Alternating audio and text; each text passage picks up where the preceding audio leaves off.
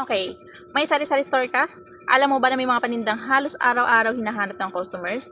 Pero ang tanong, ano-ano ba yung mga produktong dapat lagi mong chine-check ang stocks? So, ayan. Kung nagsisimula ka pa lang magtinda, malaking tulong to. Alam mo, dapat alam mo kung ano yung mga produktong mabilis maubos. Kasi pag wala kang stocks na hinahanap ni customer, ibig sabihin, may possible sales kang nami-miss. Kaya sa video na ito, pag-uusapan natin ang 5 products na madalas mabilis maubos sa sari-sari store at sasabihin ko rin kung bakit madalas silang hinahanap ng customers. So tara, simulan na natin. So number 1, instant noodles. Isa ito sa mga panindang magandang laging may stock, lalo na kung maraming bumibili sa inyo ng pang-ulam, pang-tawid gutom. Alam nyo kasi mga kasari, mura kasi siya. Tapos madaling lutuin, hindi mo na kailangan ng maraming ingredients. So ayun, 'di ba? So, yun mga kasari, may bumili kasi. Tapos, ayun, saan tayo instant noodles, ano? Mapansin mo rin kasi, minsan kahit isang piraso lang yung kailangan ng customer, bibili talaga sila. Kaya, kung napapansin mong mabilis maubos yung noodles sa tindahan mo, huwag mong hintayin totally na, maubusan ka bago ka mag-restock. So, ayan. At may tip ako dyan, kasari. Ang tip ko dyan, obserbahan mo kung ano yung brand at flavor ang pinakamabilis maubos. Kasi baka hindi lahat ng variant, pare-pareho ang demand. Number 2, 3-in-1 coffee. Isa rin to sa regular na hinahanap ng customer sa sari-sari store, lalo na tuwing umaga. Maraming customers ang mas gustong bumili ng tingi kaysa yung isang Thai. 'Di ba? Alam niyo naman 'yan, mga kasari, lalo na sa mga matagal ng may sari-sari store. Ayan, kasi mas affordable at saka sakto lang sa kailangan nila. Tsaka mapapansin mo rin na may mga customer na paulit-ulit bumibili ng parehong flavor. Ayan, kaya magandang tip dito, wag ka lang basta mag-stock base sa kung ano yung gusto mo. Tapos yan, tingnan mo rin kung ano talaga yung binibili ng mga customers mo. Kung halimbawang isang flavor ang laging nauubos habang yung isa matagal mabenta, mas magandang dagdagan mo yung mas mabilis mabenta. So yan. Tip number 3, Tip number 3, soft drinks tsaka cold drinks. Ayan, para sa mga malalamig na inumin. Lalo na kapag mainit yung panahon, maraming customer yung naghahanap ng malamig na inumin.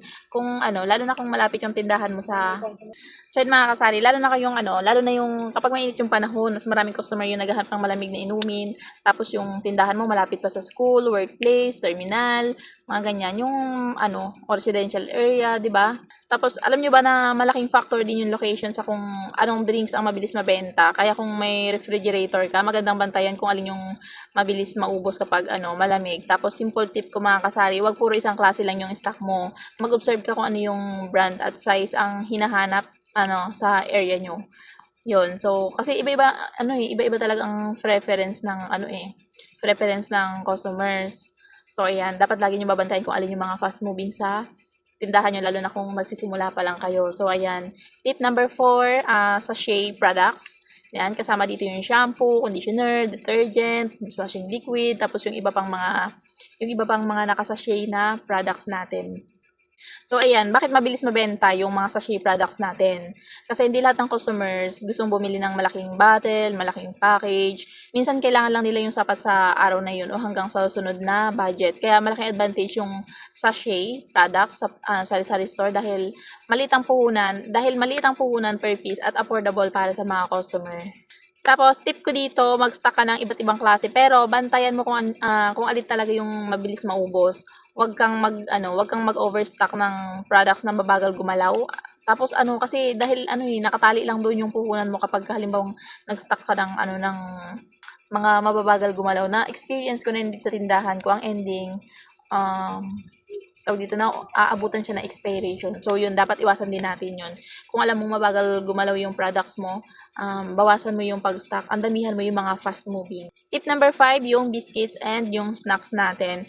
Ito yung panindang madalas na bibili ng hindi naman talaga planado. Halimbawa, may batang bibili ng candy, tapos makikita niya yung biscuits, dagdag isang item, dadagdag siya ng isang item, o kaya may customer na pauwi at biglang naisip bumili ng pangmeryenda. Kaya alam niyo mga kasari, maganda magkaroon ng iba't ibang affordable na snacks sa sari-sari store natin, lalo na yung mga bagay na alam mong gustong bilhin ng customers sa lugar ninyo. Pero gaya nga ng ibang products, observe muna bago magdagdag ng stocks. Yan. Kung may mga stock na mabilis maubos, yun ang magandang dagdagan kaysa bumili ng iba't ibang products na hindi naman gumagalaw. So ayan, pero bago tayo matapos sa video na ito, gusto kong sabihin na hindi ibig sabihin na itong 5 products na ito ay siguradong mabilis na mabenta sa lahat ng sari-sari store. Iba-iba kasi yung location at customer eh. Tapos, ang mabilis mabenta sa tindahan ko, maaaring hindi mabilis mabenta sa tindahan mo. Kaya ang pinakamagandang gawin ay obserbahan ang sarili mong customers. Tapos pwede ka magkaroon ng simpleng listahan ng products, isulat mo kung ano yung mga madalas na mabilis sa'yo, madalas na maubos. Yan, kapag napansin mong paulit-ulit mabilis maubos ang isang item, yun na yung sign na kailangan mong bantayan at i-restock ng madalas. So ayan. Tapos ano pa ba? So, yun lang. Kung gusto mo ng mga practical tips tungkol sa sari-sari store tulad ng tamang pagpresyo, pag-compute ng tubo, kung paano malaman kung kumikita ba yung tindahan mo. Ayan, subscribe ka na sa YouTube channel ko and marami pa akong sari-sari store tips na i-share dito. At sa next video ko, pag-usapan naman natin kung paano malalaman kung kumikita talaga yung sari-sari store mo. Ayan, kung may sari-sari store ka rin, comment mo naman kung ano yung mga panindang mabilis maubos sa tindahan mo. So, paano yun lang. Happy selling and bye!